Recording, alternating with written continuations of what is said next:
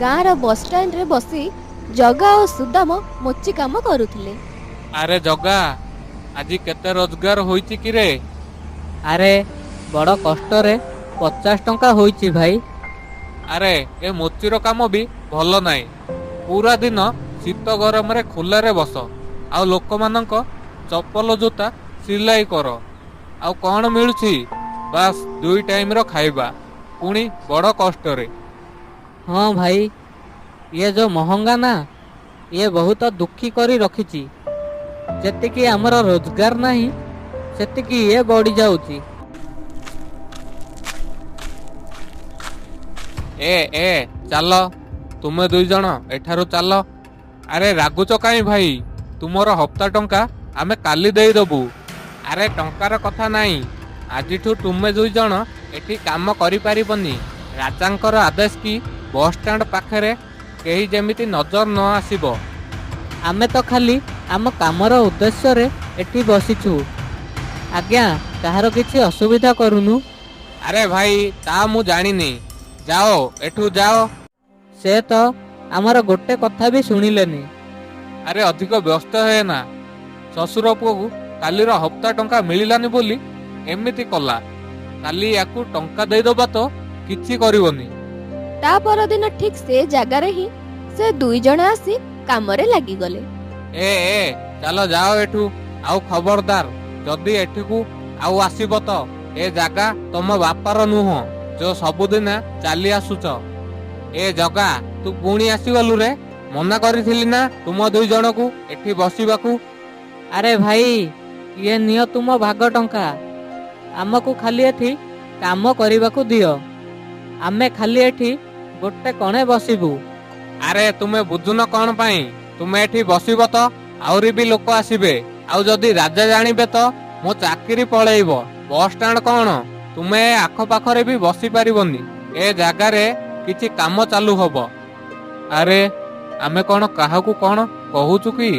ଆରେ ଏଠି କିଏ ବି ରହିବେନି, ତୁମେ ବୁଝିଯାଅ, ନହେଲେ ତୁମ ସାମାନ ଉଠେଇକି ଫୋପାଡ଼ି ଦେବି। ମୋ କଥା ଶୁଣ, ଗାଁରେ କୋଉଠି ବସ, ହେଲେ ବସଷ୍ଟାଣ୍ଡରେ ନାହିଁ।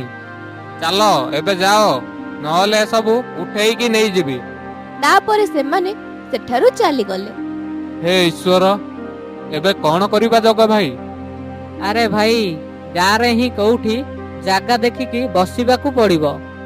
ପ୍ରଥମେ ତ ଏ ମହଙ୍ଗା, ତା ଉପରେ ପୁଣି ଏ ନୂଆ ଅସୁବିଧା। ହଁ, ଠିକ କହୁଛୁ ରେ ଭାଇ। ଏ ସୈନିକ ତ ବସଷ୍ଟାଣ୍ଡ ପାଖରେ ବୁଲିବାକୁ ବି ଦବନି ଆମକୁ। ଏମିତି କଥା ହୋଇ 2 ଜଣ ଘରକୁ ଚାଲିଗଲେ। କଣ ହୋଇଛି, ଆଜି ଏତେ ଉଦାସ ଲାଗୁଛ? ଆରେ ଆଜି ବି କିଛି କାମ ହେଲାନି। ସୈନିକ ସେଠାରୁ ଘଉଡ଼ାଇ ଦେଲା। ଆଉ କେବେ ବି ସେଠି ବସି ହବନି। ତୁମେ ତ ତାକୁ ହପ୍ତା ଟଙ୍କା ଦଉଛ ନା। ଆରେ କହୁଛି, ଏହା ରାଜାଙ୍କ ଆଦେଶ। ସେଠି ଆଉ କିଏ ବି କାମ କରିପାରିବେନି। ଏବେ ଆଉ କୋଉଠିକି ଯିବାକୁ ପଡ଼ିବ। ତୁମେ ଚିନ୍ତା କରନି, ଭଗବାନ ସବୁ ଠିକ କରିଦେବେ। ତା ପରଦିନ ସକାଳେ ନିତା, ତୁମେ ବାବାଙ୍କ ଧ୍ୟାନ ରଖିବ। ମୁଁ ଆସିଲା ବେଳେ ଔଷଧ ଆଣିବି। ଠିକ ଅଛି, ତୁମେ ନିଜ ଧ୍ୟାନ ରଖିବ। ବଜାରରେ ଜଗା ଗୋଟିଏ ଦୋକାନ ପାଖରେ ଯାଇକି ବସିଲା। ଏ ଚାଲେ, ଉଠେ ଏଠାରୁ। ଚାଲେ, ତୁ ଏଠି ବସି ପାରିବୁନୁ। ଚାଲେ। ଆରେ ଭାଇ, ମୁଁ ଏ କଣରେ ବସିକି ରହିବି। ତୁମକୁ କିଛି ବି ଅସୁବିଧା ହବନି। ଆରେ ଆରେ ଭାଇ ନାହିଁ, ତୁମେ ଏଠି ବସି ପାରିବନି। ରାମୁ, ରାମୁ, ଏ ମୋଚିର ସାମାନ ଉଠେଇ ଫୋପାଡେ। ଆରେ ନାହିଁ ନାହିଁ ଭାଇ, ମୁଁ ଯାଉଛି ମୁଁ। ଜଗାକୁ ବଜାରରେ କୋଉଠି ବି ବସିକି କାମ କରିବାକୁ ଜାଗା ମିଳିଲାନି। ସିଏ ଯୋଉଠି ବି ବସୁଥିଲା, ଲୋକ ତାକୁ ଭଗେଇ ଦଉଥିଲେ। ଆରେ ଏଠି ତ କାମ ହବନି। ମତେ ଗାଁରେ ହିଁ ଜାଗା ଖୋଜିବାକୁ ପଡ଼ିବ। ପୁରା ଦିନରେ ମାତ୍ର 50 ଟଙ୍କା ହିଁ ରୋଜଗାର ହୋଇଛି।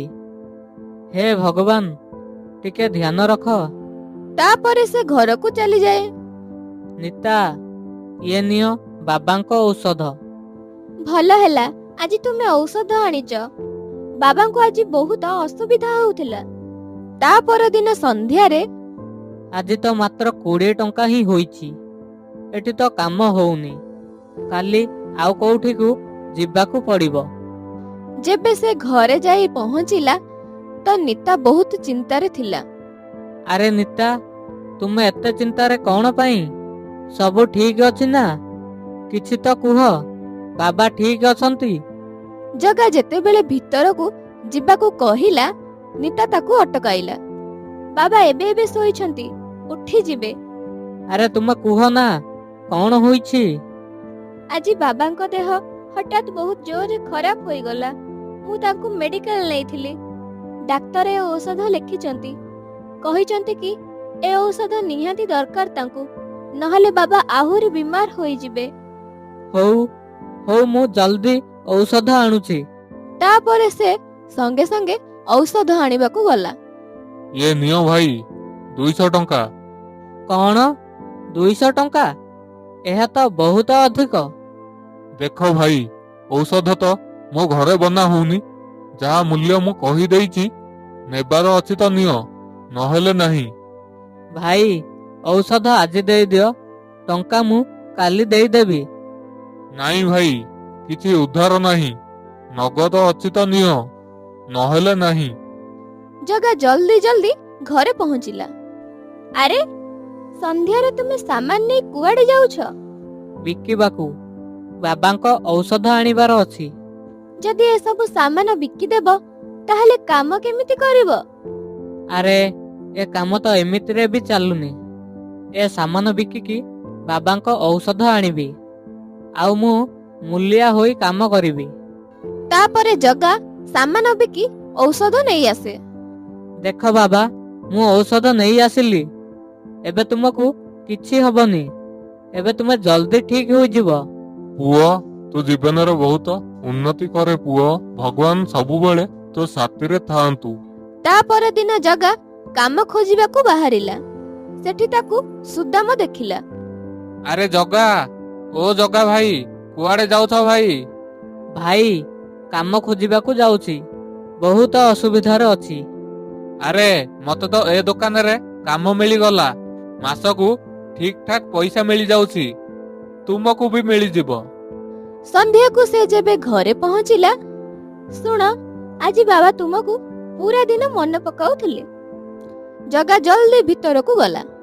ବାବା, ତୁମ ଦେହ ଏବେ କେମିତି ଅଛି? ପୁଅ, ବୋହୁ, ବୋହୁ, ତୁ ବି ଏଠାକୁ ଆସେ। ପୁଅ, ଇଏ ନେ ପୁଅ। ବାବା, ପୁଅ, ପୁଅ, ଇଏ ଏବେ ମୋର କୋଉ କାମକୁ? ତୁ ନେ ପୁଅ, ଆଗକୁ ତୋର କାମରେ ଆସିବ। ଏବେ ଯାଅ, ମୁଁ ଆରାମ କରୁଛି। ସକାଳୁ 2 ଜଣ ଉଠିଲେ, ହେଲେ ବାବା ଉଠିଲେନି। ବାବା, ତୁମେ ଆମକୁ ଛାଡି ଯାଇପାରିବନି ବାବା। ତାପରେ ସେ ବାବାଙ୍କର ଅନ୍ତିମ ସଂସ୍କାର କଲେ। କିଛି ଦିନ ପରେ ତାକୁ ଆଜି ବି କାମ ମିଳିଲାନି। ଜଗା ଉଦାସ ହୋଇକି ବାବାର କୋଠରୀକୁ ଗଲା। ବାବା, କିଛି ବୁଝା ପଡୁନି ବାବା। ତୁମେ ହିଁ ରାସ୍ତା ଦେଖାଅ ମତେ। ବହୁତ ମନେ ପଡୁଛ ବାବା। ଜଗା ସେଠି ହିଁ ଶୋଇଗଲା। ସ୍ୱପ୍ନରେ ତାକୁ ବାବା ଦେଖାଦେଲେ। ପୁଅ, ଏ କୋଠରୀରେ ମୋ ଆଶୀର୍ବାଦ ଅଛି। ତୁ ସବୁଦିନ ଏଠି ମୋ ପାଖରେ ବସି ରହ। ତୋର ସବୁ ଅସୁବିଧା ଦୂର ହୋଇଯିବ ପୁଅ। ସକାଳେ ଜଗା ନିତାକୁ ସ୍ୱପ୍ନ ବିଷୟରେ କହିଲା। ମୋ ମୁଣ୍ଡକୁ ଗୋଟେ ବୁଦ୍ଧି ଆସିଛି, କହିବି? କୁହ। ତୁମେ ନା ଏଟାକୁ ବିକିକି ନିଜର କାମ ଆରମ୍ଭ କର। ଇଏ ତ ବାବାଙ୍କ ମୁଦି। ହଁ, ଏହା ତାଙ୍କ ଆଶୀର୍ବାଦ। ତୁମେ ଏଟାକୁ ବିକିକି ଜୋତା ଚପଲ ବନେଇବାର ସାମାନ ଆଣ, ଆଉ ନୂଆ ଡିଜାଇନର ଜୋତା ବନେଇକି ବିକ୍ରି କର। ନୂଆ ବନେଇବି? ଏବେ ତୁମେ ଜୋତା ଚପଲ ମରାମତି କରିବା ଛାଡି ନୂଆ ଜୋତା ଚପଲ ବନେଇକି ବିକ୍ରି କର। ମୋ ମନ କହୁଛି ତୁମର ଏ କାମ ନିହାତି ଚାଲିବ। ତୁମେ ତ ଠିକ କହୁଛ। ଜଗା ମୁଦି ବିକିଦେଲା। ସେ ପଇସାରେ ଜୋତା ଚପଲ ବନେଇବାର ସାମାନ ଆଣିଲା, ଆଉ ନୂଆ ଡିଜାଇନର ଚପଲ ବନେଇକି ନିତାକୁ ଦେଖାଇଲା। ଦେଖ ନିତା, ଏଇଟା କେମିତି ଲାଗୁଛି? ଆରେ ୱା, ଇଏ ତ ବହୁତ ଭଲ ହୋଇଛି। ମୁଁ ଏହାକୁ ବଜାରକୁ ନେଇକି ଯାଉଛି। ବଜାରରେ ଜଗା ହାତରେ ଚପଲ ଦେଖି ଚପଲ ତ ଭଲ ଅଛି ଭାଇ ତୁମର। ଆରେ ଭାଇ ଟିକେ ଦେଖେଇଲ। ଆରେ ବାଃ, ଇଏ ତ ଏକଦମ ଦୋକାନ ପରି ଦେଖାଯାଉଛି। ହଁ ଭାଇ, ବହୁତ ମଜବୁତ ଅଛି, ଛିଡ଼ିବନି। ଆଉ ଯଦି ଛିଡ଼ିଗଲା ତ? ଆରେ ଭାଇ, ଇଏ ସହଜରେ ଛିଡ଼ିବନି। ଛିଡ଼ିଗଲା ତ ମୋ ନାଁ ବି ଜଗାମୁଚି ନୁହଁ। ଆଚ୍ଛା ଆଚ୍ଛା, ଇଏ ନିଅ। ସେ ପଇସା ଦେଇ ଚପଲ ନେଇଗଲା। ନିତା, ନିତା, ଆରେ ସେ ଚପଲ ବିକ୍ରି ହୋଇଗଲା। ଆରେ ୱା, ଇଏ ତ ବହୁତ ଭଲ ହେଲା। ଆରେ ତୁମେ ଜାଣିଛ ଯେତେ ଟଙ୍କାରେ ଏ ଚପଲ ବିକ୍ରି ହେଲା, ସେ ଟଙ୍କାରେ ତ ମୁଁ 5 ଯୋଡ଼ି ଚପଲ ବନେଇଦେବି। ଇଏ ତ ଆହୁରି ଭଲ ହେଲା। ତୁମେ ଏ ଟଙ୍କାକୁ ନିଜ କାମରେ ଲଗାଅ। ଜଗା ଏବେ ବହୁତ ଜୋତା ବନେଇଲା। ଆରେ ଭାଇ, ଏ ଜୋତା ଦେଖେଇଲ। ହଁ ହଁ, ଏଇଟା ଏଇଟା। ଇଏ ନିଅ ମ୍ୟାଡାମ। ଆରେ ୱା, ଇଏ ତ ବହୁତ ଭଲ କ୍ୱାଲିଟିର ଲାଗୁଛି, ଆଉ ଦେଖିବାକୁ ବି ଭଲ। ଆରେ ଆପଣ ଗୋଟେ ଥର ନେଇକି ତ ଦେଖନ୍ତୁ। ଏତେ ଭଲ କ୍ୱାଲିଟିର ଜୋତା ଆପଣଙ୍କୁ ପୁରା ଗାଁରେ ମିଳିବନି। ତାହା ତ ଠିକ ଅଛି ଭାଇ, ବାସ୍ ଟିକେ ଦାମ କମ କରିଦିଅ। ଆରେ ମ୍ୟାଡାମ, ଦାମ ତ ପ୍ରଥମରୁ କମ ଅଛି। ଦୋକାନରେ ଆପଣଙ୍କୁ ଏ ଜୋତା 2 ଗୁଣ ଅଧିକ ଦାମରେ ମିଳିବ, ଆଉ ଜଲ୍ଦି ଖରାପ ବି ହୋଇଯିବ। ହେଲେ ଇଏ ବିଲକୁଲ ଏମିତି ହିଁ ରହିବ। ତୁମ ଜୋତାର କଣ ଗ୍ୟାରେଣ୍ଟି ଅଛି ଯେ ଏହା ଖରାପ ହବନି ବୋଲି? ଆରେ ତୁମେ ନେଇକି ତ ଦେଖ, ପରେ ମତେ ଅର୍ଡର ଦେଇକି ଘରର ସମସ୍ତଙ୍କ ପାଇଁ ଜୋତା ନ ବନେଇଲ ତ ମୋ ନାଁ ବି ଜଗାମୁଚି ନାହିଁ। ଠିକ ଅଛି, ଦେଇଦିଅ। ମତେ ଭଲ ଲାଗୁଛି ଏ ଜୋତା। ଘରକୁ ଆସି ଜଗା ନିଜ ବାବାଙ୍କ କୋଠରୀକୁ ଗଲା। ଆରେ ଆରେ, ତୁମେ ଏଠି କଣ କରୁଛ? ଆଜି ମତେ ବାବାଙ୍କ କଥା ମନେ ପଡୁଛି। ଆଜି ରାତିରେ ମୁଁ ଏଇଠି ଶୋଇବି। ବାବା, ମତେ କ୍ଷମା କରିଦେବ। ମୁଁ ଆପଣଙ୍କ ଚିକିତ୍ସା ଠିକରେ କରିପାରିଲିନି। ଯଦି ସେଦିନ ମୋ ପାଖରେ ଟଙ୍କା ଥାନ୍ତା ତ ମୁଁ ତୁମକୁ ସହରର ଭଲ ମେଡିକାଲକୁ ନେଇ ଯାଇଥାନ୍ତି। ବାବା, ମତେ କ୍ଷମା କରିଦେବ ବାବା। ସେଠି ଜଗା କାନ୍ଦି କାନ୍ଦି ଶୋଇଗଲା ଓ ସ୍ୱପ୍ନରେ ତାକୁ ତା ବାବା ଦେଖାଦେଲେ। ପୁଅ, ତୁ କାନ୍ଦେନା। ମୋ ଜୀବନ ଏତିକି ହିଁ ଥିଲା, ସେଥିରେ ତୋର କିଛି ବି ଭୁଲ ନାହିଁ। ତୁ ମତେ ଏତେ ମନେ ପକାଉଛୁ। ବାବା, ତୁମେ ମୋ ସହିତ ଏମିତି ହିଁ ରହିବ, ମତେ କେବେ ଛାଡିକି ଯିବନି ବାବା।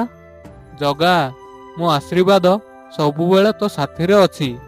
ତୁ ଖାଲି ସାଧୁତା ସହ ନିଜ କାମ କରେ, ତୋ ଉନ୍ନତି ଆହୁରି ବଢିବ ପୁଅ। ବାବା ଗାୟବ ହୋଇଗଲେ। ଜଗା ଡରିକି ଉଠିଗଲା। ବାବା, ବାବା, ବାବା। ନିତା ଦୌଡ଼ି ଆସିଲା। କଣ ହେଲା? ମୁଁ ବାବାଙ୍କୁ ଦେଖିଲି, ବାବାଙ୍କୁ। ସେ ସବୁ କଥା ନିତାକୁ କହିଲା। ବାବା ନା ମରିବା ପରେ ନିଜ ପୁଅର ଦୁଃଖ ଓ ଗରିବୀ ଦେଖି ପାରୁନାହାନ୍ତି। ଜଗା ବଜାରରେ ନିଜର ଦୋକାନ ଖୋଲିଲା। ନିତା ବି ଦୋକାନକୁ ଆସିବାକୁ ଲାଗିଲା। ଜଗା କାମ କରୁଥିଲା ଆଉ ନିତା ତାକୁ ସାହାଯ୍ୟ କରୁଥିଲା। ଆରେ, ମତେ ସେ ସ୍ୟାଣ୍ଡେଲ ଦେଖେଇଲ। ହଁ ହଁ, ନିଅନ୍ତୁ। ଆରେ, ଇଏ ତ ଛୋଟ। କିଛି କଥା ନାହିଁ, ଆମେ ଆପଣଙ୍କ ସାଇଜର ସ୍ୟାଣ୍ଡେଲ ବନେଇ ଦବୁ। ସତରେ 2 ଦିନ ପରେ ମତେ ମୋ ମାଉସୀ ଝିଅର ବାହାଘରକୁ ଯିବାର ଅଛି। 2 ଦିନ ଭିତରେ ମତେ ଦେଇଦବ? ଏତେ ଜଲ୍ଦି? ହଁ, ତୁମେ ପଛେ 50 ଟଙ୍କା ଅଧିକ ନେଇଯିବ। 2 ଦିନ ଭିତରେ ବନେଇ ଦିଅ ନା, ଦୟାକରି। ଆଚ୍ଛା ଠିକ ଅଛି। ଏବେ ଜଗା ପାଖରେ ବହୁତ ଟଙ୍କା ଥାଏ। ଆମ କାମ ଭଲ ଚାଲିଛି, ଠିକ ଠାକ ଟଙ୍କା ବି ହୋଇଯାଉଛି। ତୁମେ କଣ କହୁଛ, ନୂଆ ଘର ବନେଇଦବା? ଘର? ପ୍ରଥମେ ତୁମେ ଶୋରୁମ ତ ବନାଅ, ଆଉ ସେଥିରେ 1-2 ଜଣ କାରିଗର ବି ରଖ। ଆମର ଜୋତା ଚପଲର ଡିମାଣ୍ଡ ବଢି ଚାଲୁଛି। ତୁମ କଥା ତ ଠିକ ଅଛି। ପ୍ରଥମେ ଶୋରୁମ ହିଁ ନବା, ଠିକ ରହିବ। ତା ନାମ ରଖିବା RM ଫୁଟୱେର। ମୁଁ ତ ଭାବିଥିଲି ତୁମେ ଶୋରୁମର ନାଁ ମୋ ନାଁରେ ରଖିବ। ଏବେ ଏ RM କିଏ? ଆରେ, RM ହଉଛି ମୋ ବାବା, ରାମଲାଲ, ମାନେ RM। ଜଗା ନିଜର ଶୋରୁମ ନେଲା ଆଉ 2 ଜଣଙ୍କୁ ନିଜ ସହ କାମରେ ରଖିଲା।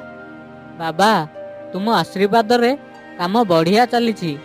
କାଲି ଶୋରୁମର ଉଦ୍ଘାଟନ। ଆପଣ ଯିବେ ମୋ ସହ ସେଠାକୁ। ସୋରୁମରେ ଲୋକଙ୍କ ଭିଡ଼ ଲାଗି ରହେ। ପିଲା, ବୁଢ଼ା, ମହିଳାମାନେ ନିଜ ନୂଆ ଜୋତା ଚପଲ କିଣୁଥିଲେ। ନିତା, ମତେ ଲାଗୁଛି ଆଉ ଗୋଟେ କାରିଗର ରଖିବା। ଇଏ 2 ଜଣ ବିଚରା ଅଧିକ କାମ କରୁଛନ୍ତି, ମତେ କିଛି କହିପାରୁନାହାନ୍ତି।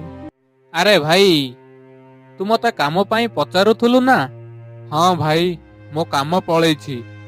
ତୁମେ ଯଦି କି କାମ ଦେଇଦେବ ତ ଭଗବାନ ତୁମର ମଙ୍ଗଳ କରିବେ। ଆରେ ଭାଇ, ତୁମକୁ ତ ମୁଚି କାମ ଆସୁଛି ନା, ତ ହୋଇଗଲା କାମ। ମୋ ମାଲିକ ବହୁତ ଭଲ, ତୁମକୁ କାମରେ ରଖିନବ। ଆରେ ଭାଇ, ଶୋରୁମ ତ ବହୁତ ବଡ଼ ଲାଗୁଛି। ଆରେ ଚାଲ ଚାଲ, ଭିତରକୁ ଚାଲ। ମାଲିକ, ତୁମେ କାରିଗର ଖୋଜୁଥିଲ ନା?